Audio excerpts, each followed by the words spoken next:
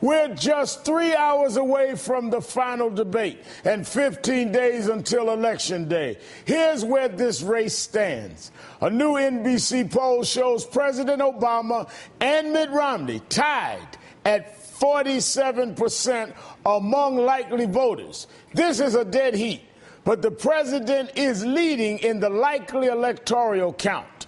The New York Times 538 blog shows the president has 288 electoral votes compared to 250 for Mitt Romney. 270 are needed to win the presidency. Based largely on swing state polls, the Times blog gives President Obama a 67% chance of winning the election versus a 32% chance for Mitt Romney. So far, 4.4 million Americans have already cast their votes. Absentee ballots or early voting has been used. Later in this show, we'll have much more on what those early voting numbers mean and on the Republican efforts to keep Democratic votes down. But we start with tonight's lead. Mitt Romney plays politics with foreign policy. Tonight's debate topic is foreign policy, an area where the president has proven himself time and time again. It's a different story for Governor Romney. He stumbled on international affairs throughout this campaign, and he's shown an unsteady hand on the tragedy in Libya, unsteady and highly political. Just hours after Ambassador Chris Stevens and 3 other Americans were killed at the U.S. consulate in Benghazi, Libya, Mr. Romney rushed out a statement in which he accused the president of, quote, sympathizing with those who waged the attacks. Of course, that was blatantly political.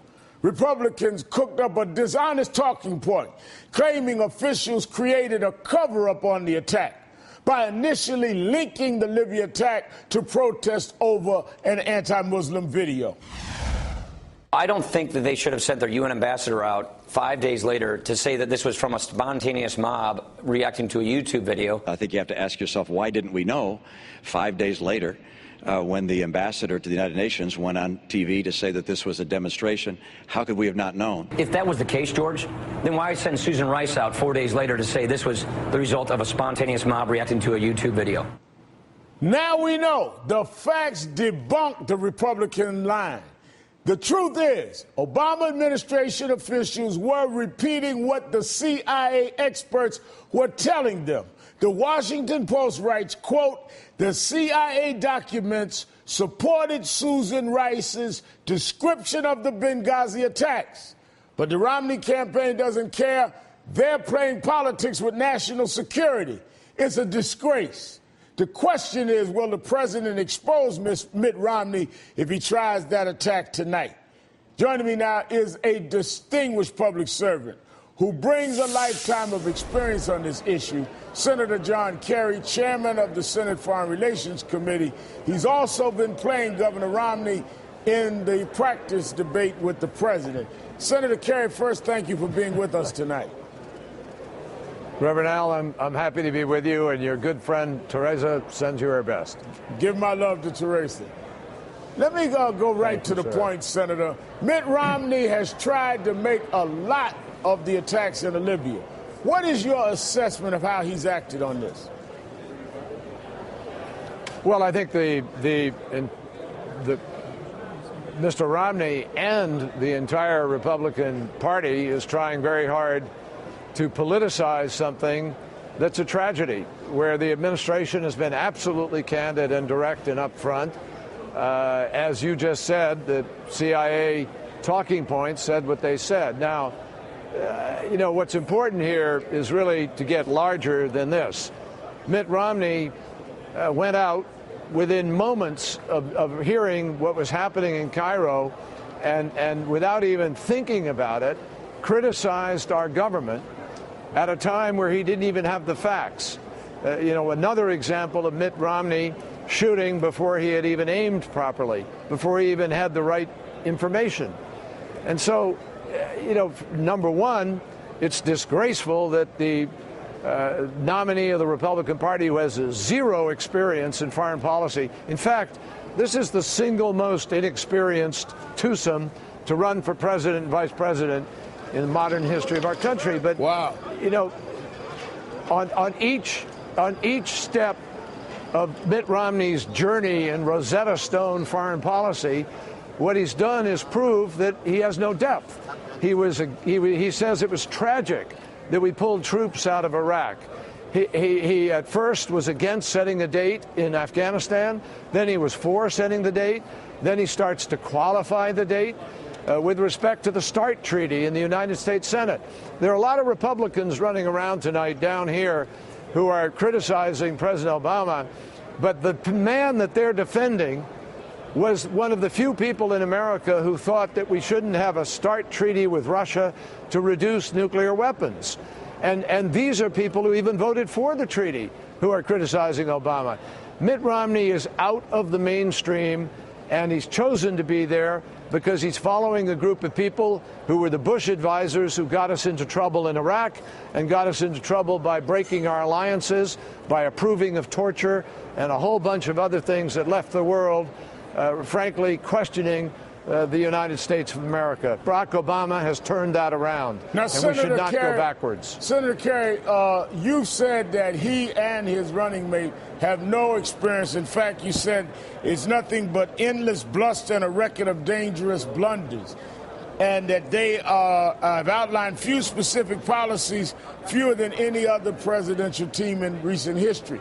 Is the president, you were one that prepped to help prep him, is the president going to go after him tonight if he tries to bring in Benghazi? Well, Reverend Al, I'm not going to sit here and talk about the president's strategy or intentions tonight. I had the privilege of serving as a sparring partner. I did play Mitt Romney. I was chosen from binders of senators, and I was privileged to be able to undertake that role. But I'm not going to sit here before the debate and tell Mitt Romney and everybody else what he may or may not do. I will tell you this. The president is enormously anxious to get to this debate.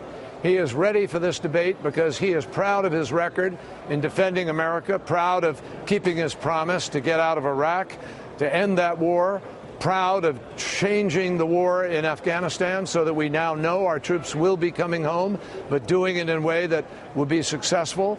I'm proud of the fact that he led on Libya in a way that didn't put American troops on the ground, but we succeeded in achieving our goals. He's restored our alliances throughout the world. He's actually helped to raise the currency rate in China more than has been raised in 19 previous years. Yeah. So the president is on the right track. We don't want to go backwards to the neocon, right-wing, extreme policies that got us into trouble in Iraq in the first place. And you remember that debate very, very well, Reverend Al. Yes. And you've seen the damage that it's done throughout the region. We don't want to go backwards. We need to go forwards with the experience and the strength and the judgment that President Obama has exhibited.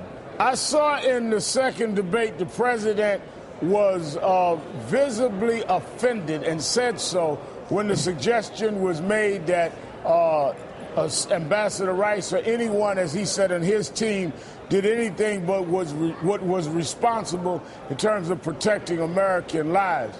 Now that the Washington Post has just revealed the CIA talking points, and it is clear that Secretary Rice was saying what the CIA had given her, do you think that will change the position of Mr. Romney and his team and his vice presidential candidate? Or do you think they're going to continue this when we're dealing with the loss of 4 American lives and we were given that information by the CIA and we were dealing in the middle of this tragedy? I'm laughing, Reverend Al, because you're asking me if Mitt Romney might change his position. I mean, this is a man who's changed his position on almost everything. I don't know what Mitt Romney's going to come and do tonight. I don't know which way Mitt Romney's going to show up. Is he going to be moderate tonight and try to say to America, hey, I'm a different kind of guy? But he can't run away from the positions he's taken. He can't run away from opposing the START treaty. He can't run away from being wrong on Iraq. He can't run away from having the wrong judgments about any number of issues. He can't run away from his lack of specificity. For 7 years he's been running for president, and he still doesn't have a plan for 3/4 of the things that he says he wants to do in foreign policy. You just can't run away from that in one single debate tonight. I think the press, you, many other people, will hold him accountable. Reverend Al, you remember in 2004 when I debated George Bush, right. President Bush, everybody said, he's the president. You're going to have to come in there, and to win, you're going to have to prove that you're specific and you have a better set of plans. Well, to the best of what I've heard and read since then, people believe I won that debate that night because I was specific, because I did succeed factually in holding him accountable. The test for night for Mitt Romney is the test of being a commander-in-chief. He doesn't gain just by showing up. He doesn't gain just by being on the same stage with the President of the United States. He can only gain if his plans and his facts show a direction that will make America safer, not start a bunch of new wars, not spend money we don't need to spend, not put American troops at risk when we don't have to. I believe the president's wisdom, the president's judgment, and the president's successes will speak for themselves tonight. Let me ask you this quickly, Senator, and by the way, you did win that debate. I was there. There was no question you won the debate. But let me ask this. For people that don't follow foreign policy, you've given your life to this. What is the most important thing that voters should look for tonight? What worries you the most that we need to hear very definitive answers from the president and Mr. Romney? Real accomplishments and real plans based on facts, not some vague criticism, not some bluster that is unaccompanied by the kind of precision that the American people deserve when you're talking about the possibility of their sons and daughters being sent into harm's way somewhere in the world. These are very dangerous times, Reverend Al. You know that.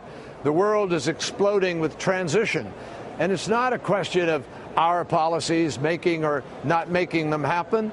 You know, no one told a fruit vendor in Tunisia to set himself on fire because a police officer slapped him and he'd finally had enough of that government. And that triggered a revolution. Nobody told those students in Tahrir Square to go out and do that. And it wasn't Islamists. It wasn't extremists. It was young people. It was a generational revolution that wants to live a better life and have freedom and have choice and have a job. That's something that's sweeping through the world. And we need to learn that you can't just run in and dictate the terms and blame it on extremism. It's much more complicated. And I think tonight the people of our country will see a president who genuinely understands it, not somebody who's a candidate who's dealing with Rosetta Stone foreign policy, where they've learned the top line, but they really can't carry on a full conversation based on experience and based on values and visceral feel for what is at stake. Senator John Kerry, first of all, thank you for your time. And we started by me saying give my love to your wife, Teresa. If Teresa's watching, I want her to know you said binders of senators, not binders of women. I just want to give clarity for you.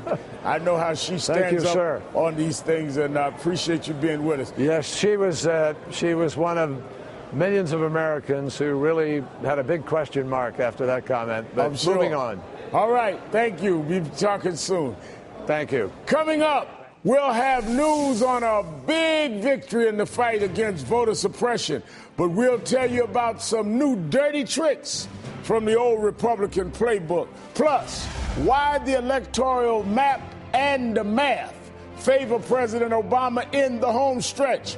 Folks, look like we may be able to isolate the spread of Romnesia. Now the president has a new term for it, as you all said. What is it? Romnesia. I tell you, man. And by the way, guess what? Guess what? It's contagious.